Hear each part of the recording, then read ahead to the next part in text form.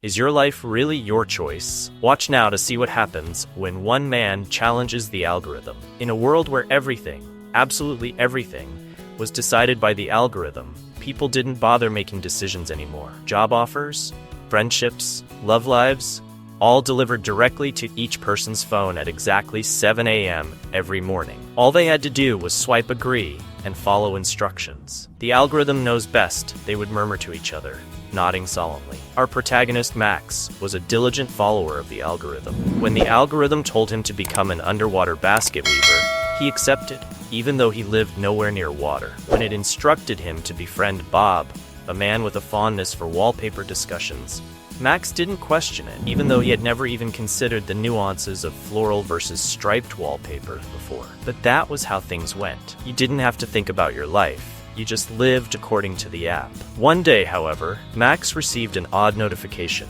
Today, consider adopting a hobby, caterpillar whispering. Max's first instinct was to follow along. It's what he always did. But then a strange feeling bubbled up. Confusion. Max had never heard of anyone whispering to caterpillars, let alone how one might go about it. And yet here was the algorithm, saying it would be his new calling. What exactly is caterpillar whispering? He asked Bob during lunch. Don't question the algorithm, Bob gasped, nearly spilling his drink. If it says caterpillars, then you're a caterpillar man now. I've been a wallpaper guy for years. Just go with it. But Max couldn't shake the feeling that maybe, just maybe, the algorithm had made a mistake. He knew this was blasphemy in a society that worshipped the algorithm as an all-knowing, all-powerful being.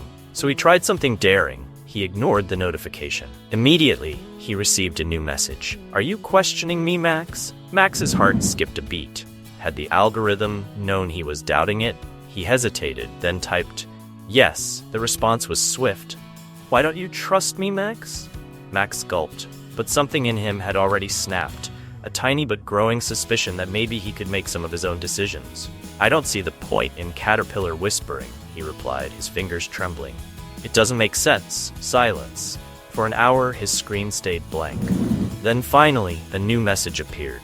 Fine. Choose your own hobby, Max. Max blinked. This was a historic moment.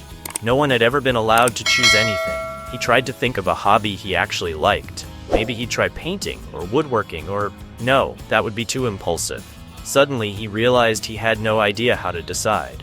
He wandered the streets aimlessly, watching people swipe on their phones and walk robotically from one preordained task to the next. A pang of loneliness hit him. Everyone seemed perfectly content, their minds at ease with the algorithm deciding every detail. Finally, Max decided he'd start small.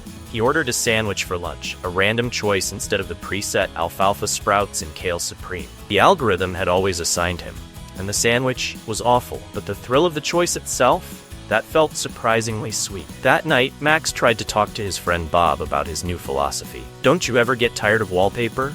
Bob gasped, horrified. But the algorithm told me to love wallpaper. Yes, Max replied. But what if you chose for yourself? Bob laughed. A mechanical sort of laugh. You're crazy, Max. The algorithm knows best. As Max walked away, he looked around, watching everyone living their neat, well-ordered lives with perfectly planned routines. He couldn't deny the chaos that lay outside the algorithm's grip, how daunting it was to choose without guidance. And yet, he couldn't help but feel a pang of pity for those around him, blissfully following orders without ever tasting the freedom of a bad sandwich. And so Max continued his experiment with free will, each choice taking him further from the structured life he once knew. Sure, some choices led him to failure, to loneliness, even to some confusion. But at least he knew they were his choices, and slowly, that knowledge became worth everything he left behind. Back in the silent, unchanging world, the people continued following their assigned paths, never questioning, never straying. And the algorithm smiled, content to guide humanity along a perfectly calculated life, safe, predictable, and entirely devoid of thought. Thanks for watching. Now, we want to hear from you. Do you think technology is guiding your life too much? Are there choices you've made that weren't influenced by an algorithm or app?